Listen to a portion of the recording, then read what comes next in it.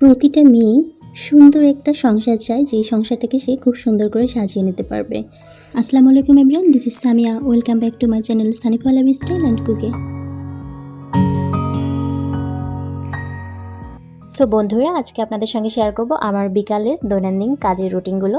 আজকের ভিডিও যে রুটিনটা দেখবেন সেটা হচ্ছে ফ্রাইডে বিকালবেলাতে করা হয়েছিল। আমি এভাবেই বিকালে কাজটা করে থাকি।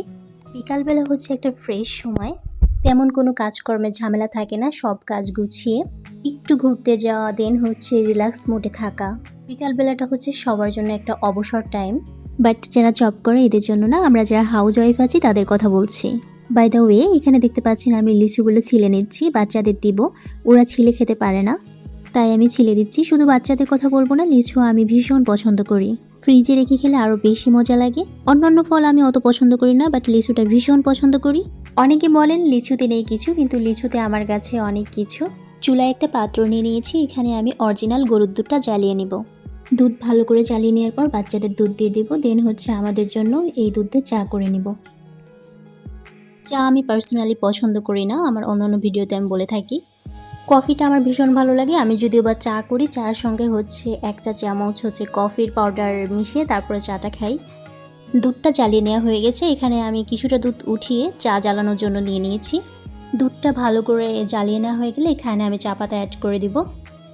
দুধ চার ক্ষেত্রে সবাই জানেন চায়ের লিকারটা একটু বেশি দিতে হয়। বেশি দিলে হয় কি, এটার কালারটাও সুন্দর আসে, খেতে অনেক বেশি ভালো লাগে। আমি এখানে কিন্তু দুধ অনেক ভালো করে জ্বালিয়ে নিয়েছি, দুধের ভিতরে কোনো পানি অ্যাড করি নাই। কালারটা চমৎকার এসেছিল, আমি জানি না ক্যামেরাতে কেমন আসবে। আর চায়ের স্বাদের কথা কি বলবো, যারা রেগুলার চা পান করে থাকেন তারা আসলে খুব ভালো করে বোঝে যে চায়ের স্বাদটা কেমন হয়েছে। আমার হাজব্যান্ড তো বলেছে তার ভীষণ ভালো লেগেছে এই চাটা। চা জ্বালিয়ে নেওয়ার পর হচ্ছে আমি ফ্লাক্সে রেখেছিলাম, কারণ হচ্ছে বাসায় চিনি ছিল না, চিনি আনতে দেওয়া হয়েছে। দেন হচ্ছে যখন চিনি আনা হয়েছে তখন হচ্ছে চাটা আমি সার্ভ করে নিয়েছি। এই পর্যন্ত আমার ভিডিওটা যারা কন্টিনিউ করেছেন তাদের অসংখ্য ধন্যবাদ। আমার ডেলি লাইফস্টাইল যদি আপনাদের ভালো লেগে থাকে তাহলে এই ভিডিওতে একটি লাইক করে দিতে ভুলবেন না। যদি ভিডিওর কোনো অংশ একটু বেশি ভালো লেগে যায় তাহলে একটি কমেন্ট করে দিবেন। আর আমার ডেলি লাইফস্টাইলটি দেখতে আমার ছোট্ট চ্যানেলটিকে সাবস্ক্রাইব করে আমার পাশে থাকার অনুরোধ জানাচ্ছি। যদি আমার ভিডিও ভালো লেগে থাকে তাহলেই। ভিডিও ভালো না লাগলে আমার চ্যানেল সাবস্ক্রাইব করার কোনো দরকার নেই, যারা আমার লাইফস্টাইল পছন্দ করে তারা সাবস্ক্রাইব করলেই এনাফ। যাই হোক, এখানে আমি চিনি অ্যাড করে দিলাম, আমার হাজব্যান্ডেরটাতে হচ্ছে একটু বেশি চিনি অ্যাড করে দিলাম, আমারটাতে একটু কম। দেন হচ্ছে এখানে কিছু টোস্ট নিয়ে নিব। চায়ের সঙ্গে অনেকে টোস্ট তারপর হচ্ছে ব্রেড অনেক পছন্দ করে থাকে, বাট আমি চা অতটা পছন্দ করি না, তো সেই জন্য হচ্ছে জোর করেই খাওয়া। এই দিনটাতে হচ্ছে আমার হাজব্যান্ডের ছুটি ছিল, তাই হচ্ছে ওনাকে এই দুধ চা এবং টোস্ট দিয়েছিলাম। আর হ্যাঁ, এখানে অবশ্যই বাচ্চাদের জন্য হচ্ছে দুধ করেছিলাম, দেন হচ্ছে ডিম এবং হচ্ছে লিচু দিয়েছিলাম। ওরা হচ্ছে দুধের সাথে চিনি পছন্দ করে, সেজন্য হচ্ছে আমি চিনি অ্যাড করে দুধটাকে গুলিয়ে দিলাম। এবং এখানে ডিম দিয়েছি, ডিমকে বেশি সিদ্ধ করি না এবং একেবারে কম সিদ্ধ করি না, জাস্ট মোটামুটি একটা পজিশনে ছিল। সংসারটা তো বাচ্চার জন্যই পরিপূর্ণ, সেই জন্য অবশ্যই তো বাচ্চার খেদমত করতে হবে। স্ক্রিনে দেখতে পাচ্ছেন লোভনীয় হালিম। এই হালিমটা মূলত আমার প্রায়শত বিকালের রুটিনে থাকে। যেদিন ভিডিওটা করেছিলাম সেদিনও হচ্ছে ছিল, বাট ভিডিও করা হয়নি, তার আগে খাওয়া হয়ে গেছে। এই জন্য হচ্ছে আগের যে ভিডিওটা করা ছিল সেটাই এখানে অ্যাড করে দিয়েছি, কারণ হচ্ছে আমার বিকালের প্রায় রুটিনে আমি এই হালিমটা রাখি, তাই আপনাদের সঙ্গে শেয়ার করলাম। যেহেতু আমার বিকালের কাজকর্মটা আমি শেয়ার করছি। এখানে আমি ফিল্টারে পানি শেষ হয়ে গেছে, আমি বিকালবেলাতেই এই পানিটা ফিল্টারে ঢেলে নিই। এই কাজটা আমি বিকালবেলাতেই করে থাকি।